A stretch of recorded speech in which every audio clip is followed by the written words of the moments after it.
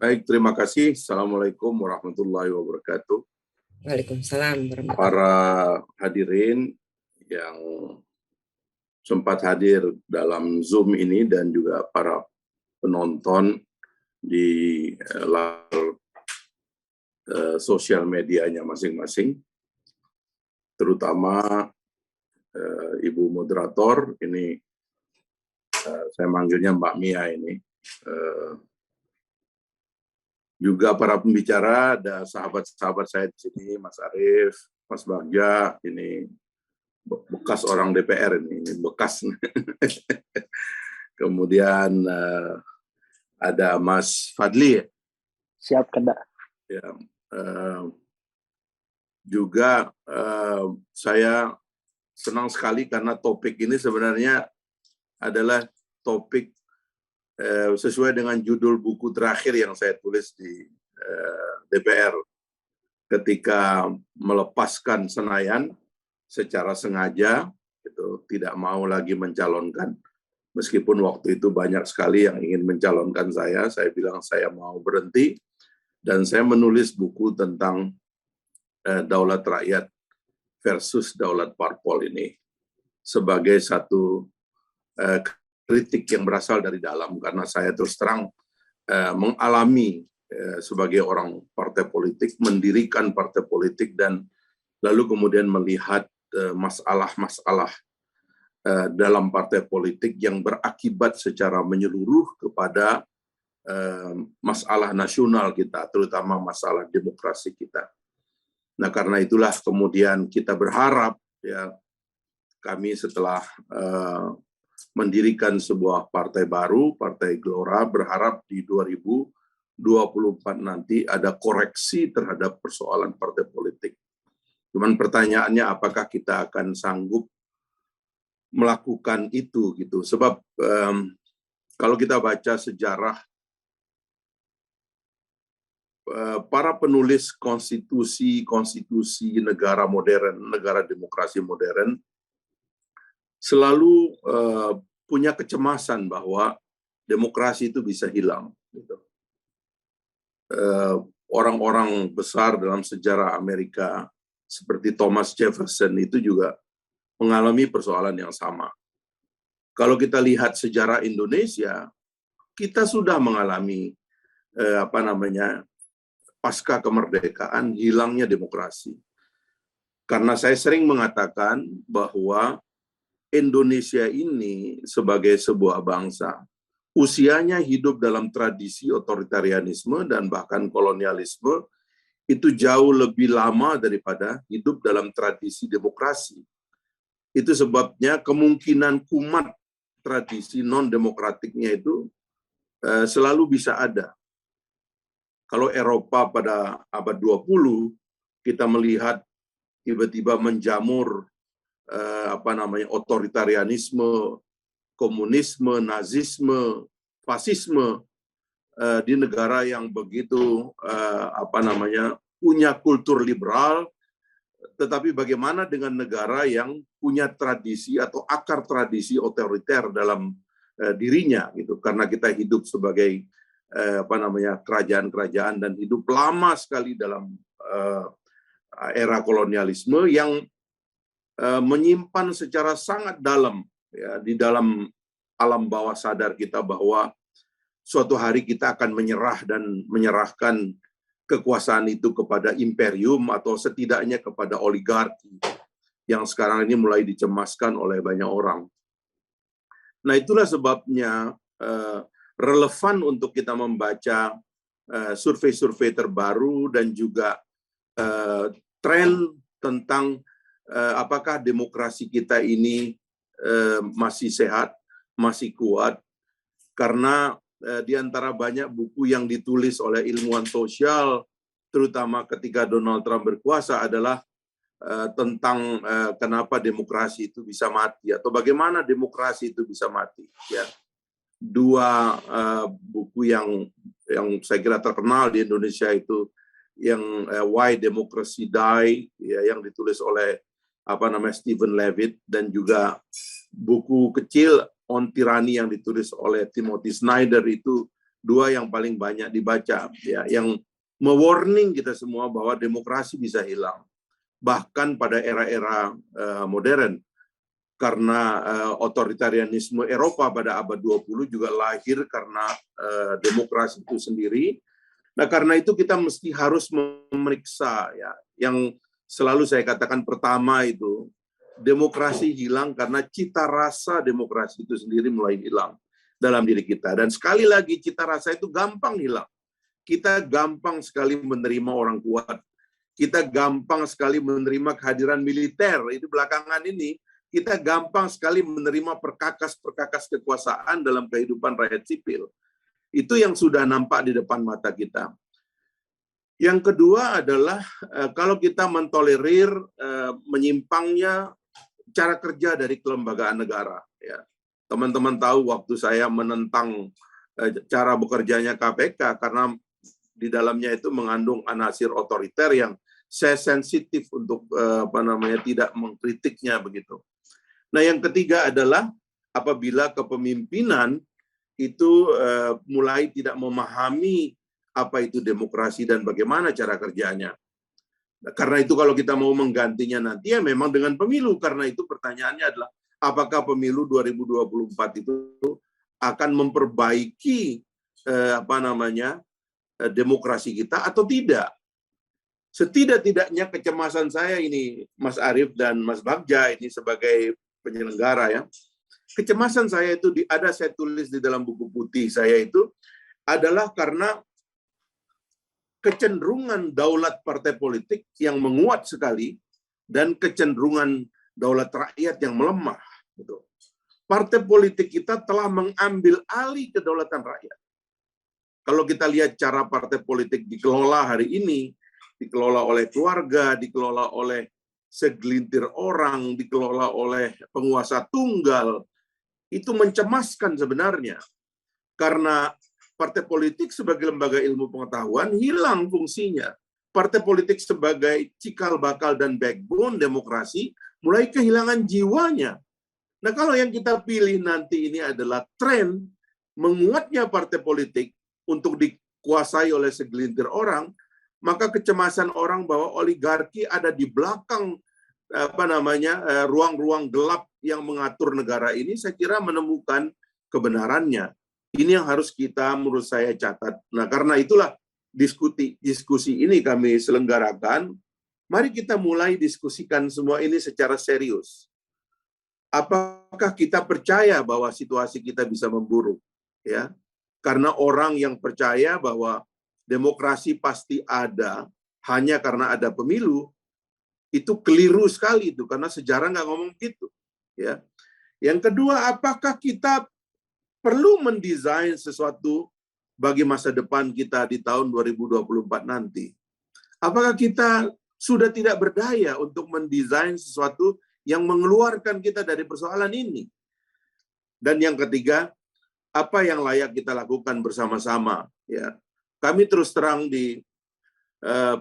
jangan kami dianggap mengatakan ini karena kami anti partai politik. Justru kami mendirikan partai politik dalam rangka merancang sebuah pembaruan. Karena itulah kami bersama-sama mengajak komponen masyarakat, ayo kita pikirkan baik-baik 2024 ini.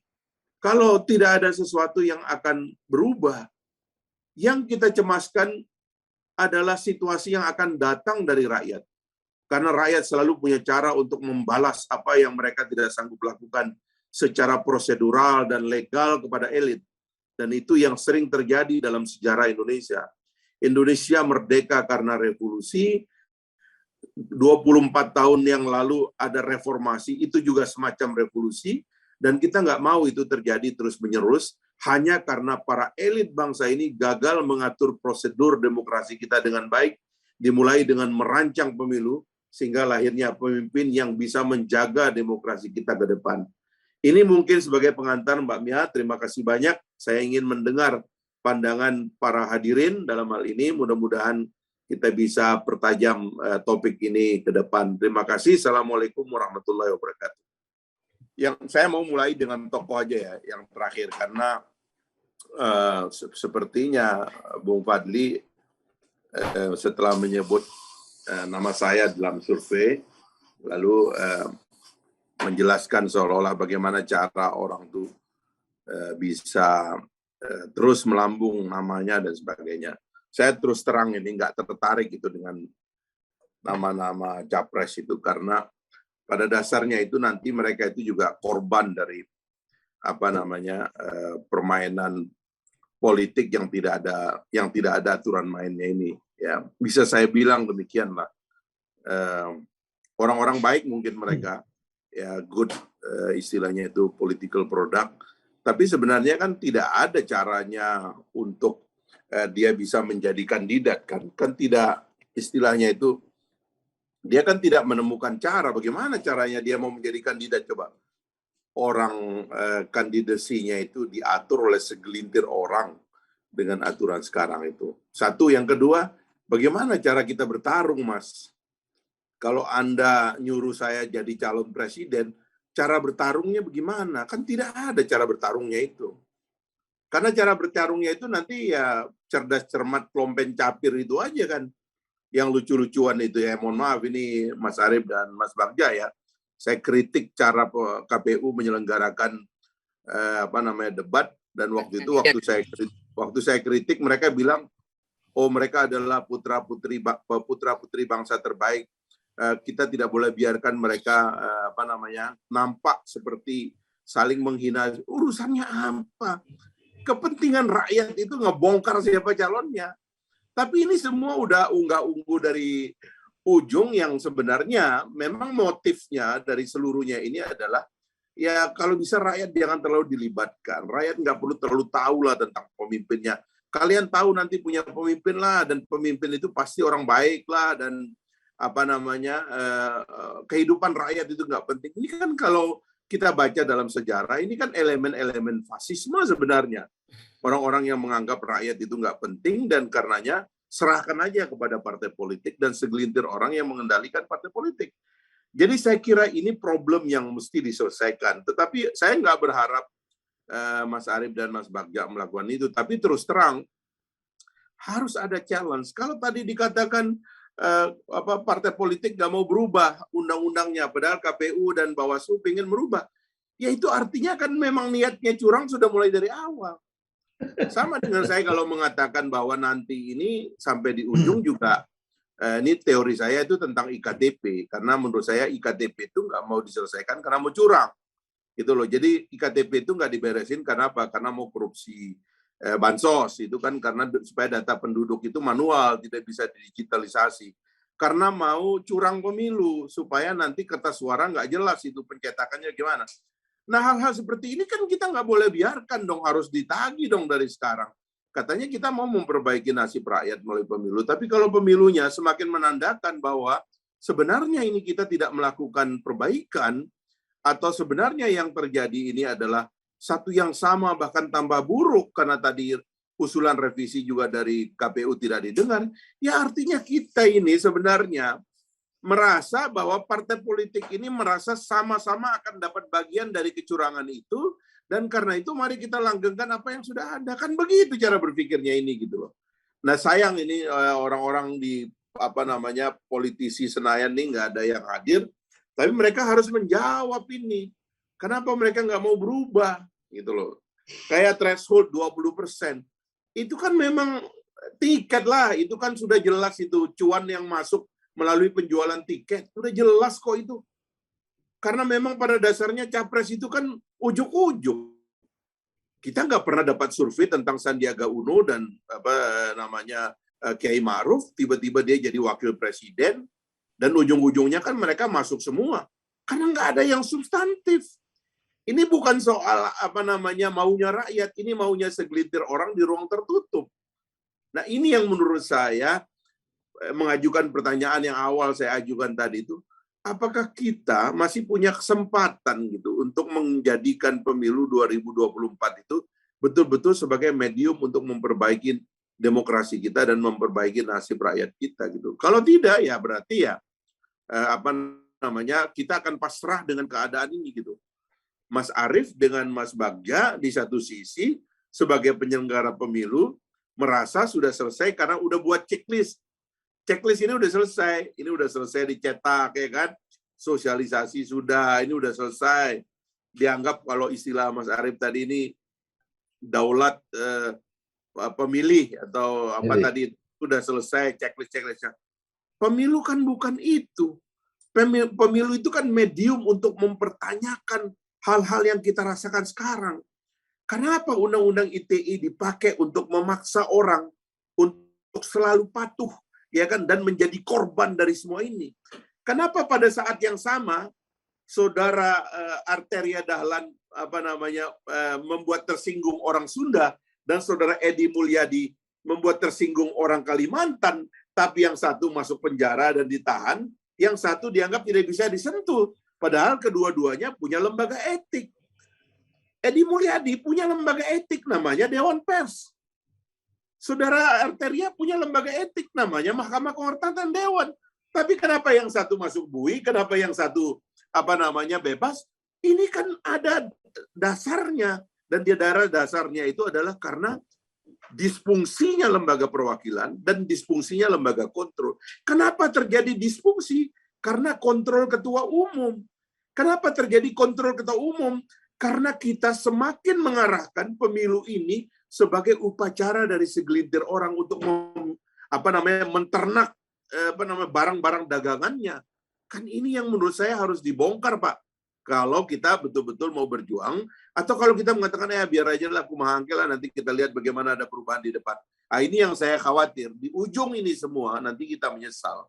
Karena sekali lagi ada watak dari bangsa Indonesia itu melakukan perubahan melalui revolusi dan sering terjadi berkali-kali. Gitu. Baik, terima kasih kepada seluruh pembicara dan juga kepada teman-teman wartawan yang hadir pada hari ini, Hari Pers. Dan saya mengucapkan selamat Hari Pers kepada teman-teman wartawan juga. Ya, mudah-mudahan media kita tadi kayak saya kritik Dewan Pers tadi itu ya, kalau sebagai catatan memang harusnya itu Dewan Pers itu adalah pelindung kebebasan berbicara teman-teman media. Jadi jangan malah justru takut karena adanya rezim ITE sekarang ini. Yang kedua yang ingin saya katakan, Mas Fadli, terus terang kami di Gelora itu dapurnya cukup ya lumayan lah ya. Kita juga sudah punya proyeksi-proyeksi dan saya sering bilang sama teman-teman, kita ini udah tahu cara menang, juga tahu cara curang gitu ya. Tapi insya Allah kita nggak akan curang, tapi kita tahu bahwa kita lagi dicurangi atau tidak, kita tahu nih. Gitu. Kalau titik ini nggak dipencet tombolnya, oh berarti ini mau ada yang curang. Dan ya bolehlah curang, kita juga nanti akan lihatlah lapangan ya, karena kita tahu tadi sekali lagi kita tahu cara menang, kita tahu cara curang, tapi kita nggak bakalan curang, tapi kita tahu bahwa kita lagi dicurangin itu kita udah tahu lah gitu. Dan insya Allah juga proyeksi kita kalau melihat tren survei sih, kalau anggota atau kalau dewan itu isinya itu 8 sampai 10 partai, mudah-mudahan Gelora sudah masuk per hari ini sudah masuk Senayan sebenarnya. Amin. Cuman berapa jumlahnya ya kita lihat nanti, karena kami masih ada banyak ikhtiar lain yang harus kita lakukan ke depan.